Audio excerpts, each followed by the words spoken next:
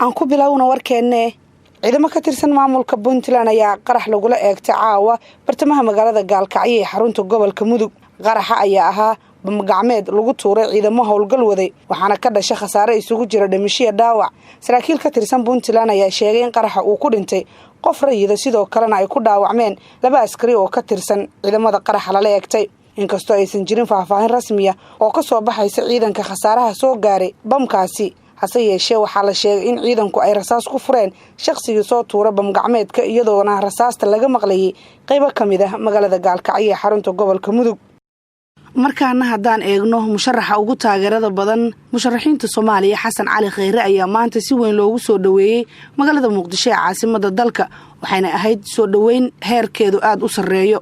Ra'iisul Wasaarihii hore ee Soomaaliya ayaa aad looga hadalhayay maalmihii la soo dhaafay imaatinkiisa, waxaana garoonka diyaaradaha aadan cadde ku soo dhaweeyay xildhibaano, wasiiro, odayaasha dhaqanka iyo shacab aad u badan. isu imaatinka dadka waxay ahayd mid si weyn looga dareemay iyadoo Xasan Cali Kheyre loo arko mid ka mid ah musharaxiinta ugu saameynta badan.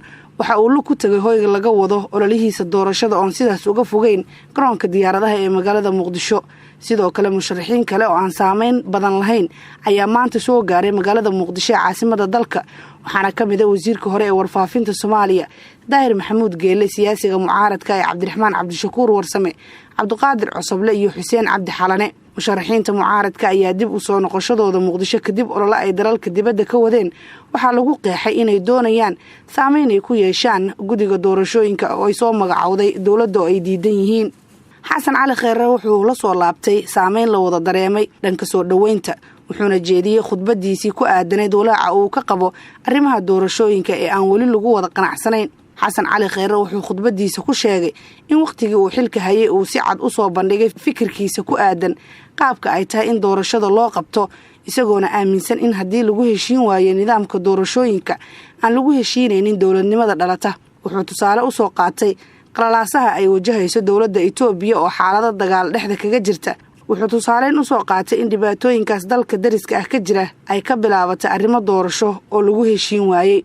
haddii aan lagu heshiin nidaamka doorasho oo aan lagu wada qanacsanaan lagu heshiin maayo dowladnimada ka dhalata, ayuu yiri Xasan Cali Kheyre.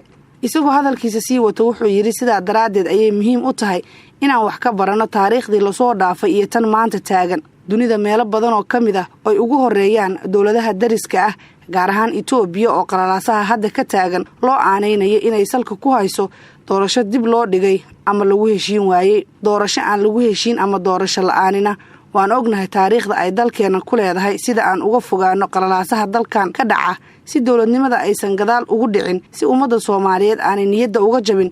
waxaa muhiim ah inay dalkan ka qabsoonto doorasho la isla ogol yahay. wasiirka hore ee arrimaha dibadda ee Soomaaliya Ambassador Axmed Ciise Cawad ayaa shaaca ka qaaday cidda ka dambeysay xilka qaadistii lagu sameeyay. Mawlid Xaaji Cabdi ayaa ka waramaya. wasiirkii hore ee arrimaha dibadda Axmed Ciise Cawad ayaa markii ugu horeysay ka hadlay xilka qaadistii lagu sameeyay cidda ka dambeysay. wasiirkii wasaaradda arrimaha dibadda Soomaaliya Axmed Ciise Cawad ayaa xilka laga qaaday kadib wareegto ka soo baxday xalay xafiiska ra'iisul wasaaraha Soomaaliya Maxamed Xuseen Roble. ra'iisul wasaaraha wuxuu bedelkiisa magacaabay Maxamed Cabdirasaaq, waxaana xigtay in wasiirkii xilka laga qaaday loo magacaabay safiir, taasi uu iska diiday. haddaba muran badan ayaa ku hareereysan sababta xilka wasiirka arrimaha dibadda looga qaaday Axmed Ciise Cawad, waxaana la isla dhexmarayay inuu sababsaday warqad ka soo baxday wasaaraddiisa oo la xiriirta dagaalka Itoobiya, taasi oo markii dambe laga saaray ciwaanka wasaaradda ee Twitter-ka. Axmed Ciise Cawad oo wareysi bixiyay ayaa ka gaabsaday inuu sheego sababta uu u maleynayo in xilka looga qaaday, balse wuxuu wareysiga ku cadeeyay cidda ka dambeysay xilka qaadistiisa inuu yahay madaxweynaha. xilka markii horeba waxaa ii magacaabay madaxda dalka, madaxweynaha iyo ra'iisul wasaaraha. markii sidii ay iigu magacaabeen xaq ayay u leeyihiin in ay mar kale noqoto, haddana ay iga qaadaan, ayuu yiri Cawad. isagoo hadalkiisa wata ayuu yiri sabab gaar ah oo aan hadda kuu sheegi karo ma jirto. madaxweynaha inaan wada shaqaynay abaal badan ayaan uga hayaa inay fursadaasi i siiyeen oo ummadda Soomaaliyeed aan ugu adeegay. xog ay heshay Fagaare Production ayaa sheegaysa in ra'iisul wasaare Roble uu ku taliyay inaan xilka laga qaadin Cawad ama xitaa maalmo loo sugo inta aysan ugu muuqan in qaladka ka dhashay warqadda darteeda looga qaaday xilka. xilka qaadista Cawad ayaa la rumaysan yahay inay kaalin ku leedahay dowladda Itoobiya oo ay aad isugu dhow yihiin dowladda madaxweyne Farmaajo. musharaxiinta madaxweynaha Soomaaliya ayaa la filayaa in maalmaha soo socda ay kulamo xasaasi ah oo ay uga hadlayaan arrimaha doorashooyinka dalka ay ku yeeshaan magaalada Muqdisho ee caasimadda dalka. Amaal Yuusuf Macalin ayaa ka waramaysa. musharaxiinta madaxweynaha Soomaaliya oo u badan siyaasiyiin mucaarad ah ayaa la filayaa in maalmaha soo socda ay kulamo xasaasi ah ku yeeshaan magaalada Muqdisho. Amaal Yuusuf Macalin ayaa ka waramaysa.